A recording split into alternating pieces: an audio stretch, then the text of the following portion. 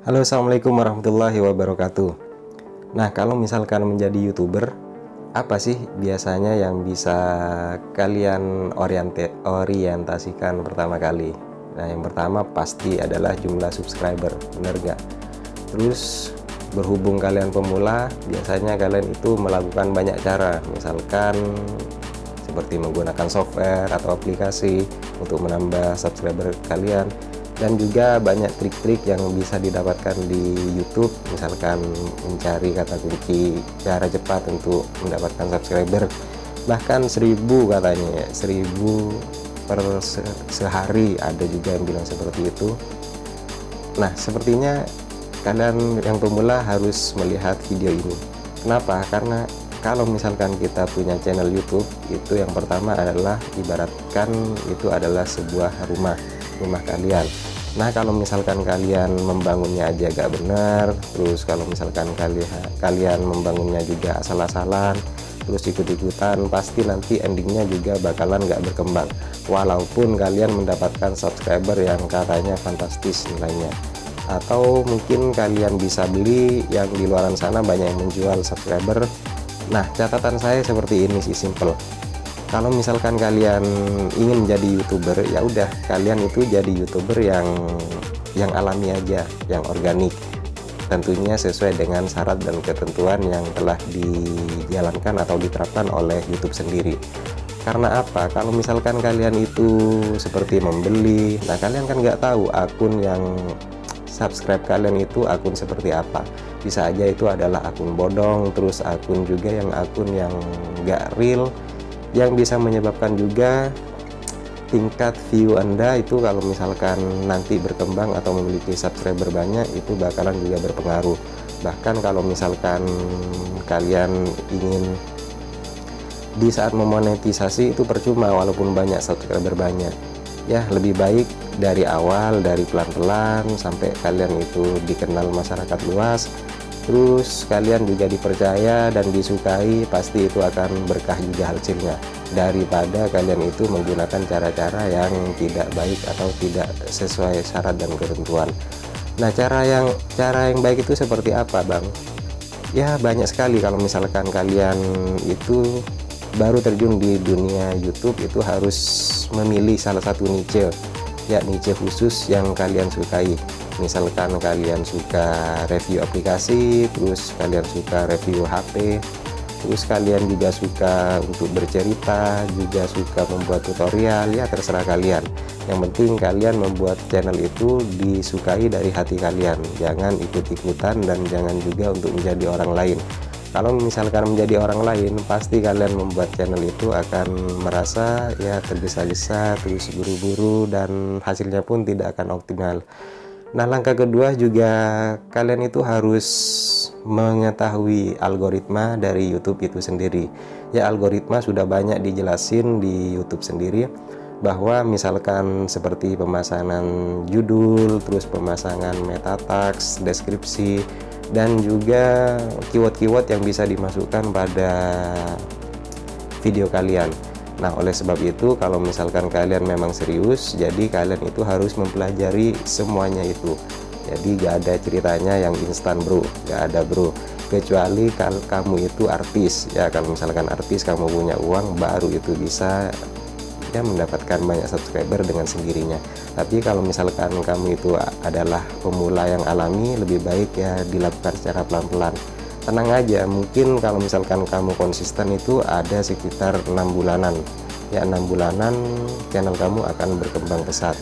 Terus yang ketiga juga, sebelum kamu membuat video, kamu harus memperhatikan beberapa hal, yaitu diantaranya adalah seperti konsep.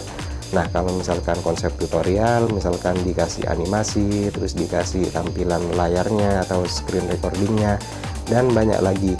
Dan kalau misalkan vlog, ya bisa dilihat sendiri, kita bisa jalan-jalan dengan memperlihatkan yang senang-senang atau lokasi-lokasi yang benar-benar seru, sebagai informasi kepada masyarakat atau para pengguna lainnya yang ingin mengetahui tempat tersebut.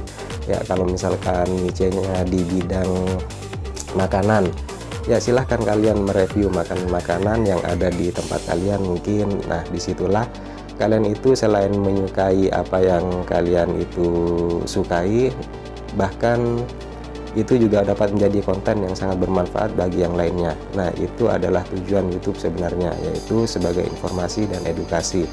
Nah, kalau misalkan kalian membeli subscriber terus juga bekerja sama dengan orang-orang untuk meningkatkan view, sebenarnya sih itu trik yang banyak dibahas.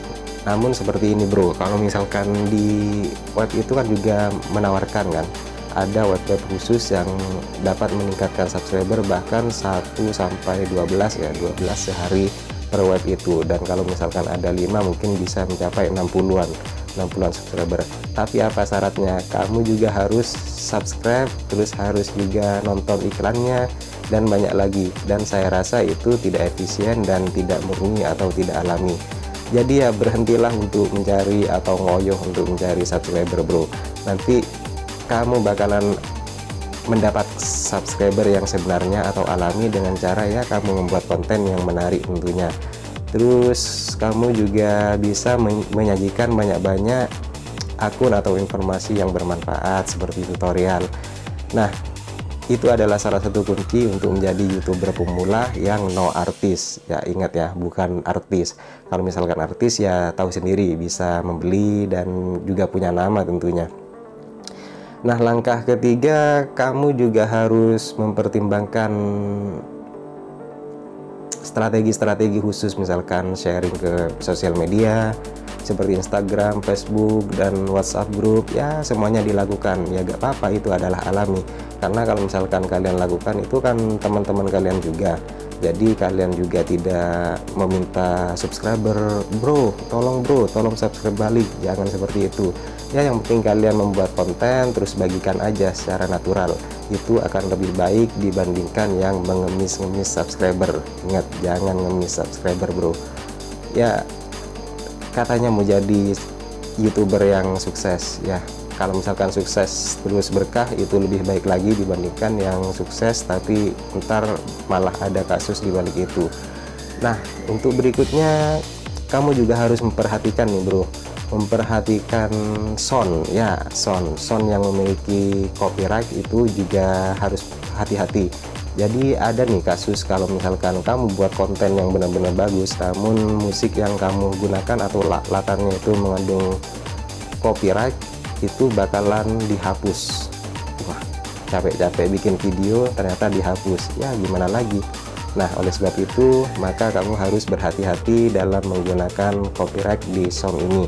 Biasanya kalau misalkan kalian mendownload secara gratis di Pramban atau Google itu melalui website, itu juga akan tertera bahwa harus mencantumkan kredit sound tersebut. Misalkan situs tersebut dimasukin ke deskripsi.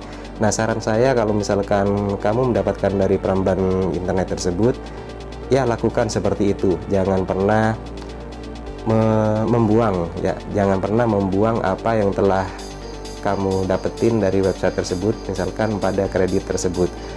Ya tujuannya sih satu, kalau lebih aman lagi video-video yang kamu buat, yang telah kamu buat secara capek, lelah, dan intinya kamu akan menjadi YouTuber yang benar-benar di jalurnya ya, di jalur. Kalau misalkan di lalu lintas, kamu itu tidak akan pernah kena tilang bro ya. Taati semua peraturan-peraturan yang telah Google atau YouTube ini berikan. Nah, dengan begitu semoga kamu menjadi YouTuber sukses yang juga menginspirasi dan juga memotivasi para YouTuber-YouTuber yang baru lahir ke dunia YouTube ini. Ya, saya Fendi Haris undur diri. Wassalamualaikum warahmatullahi wabarakatuh.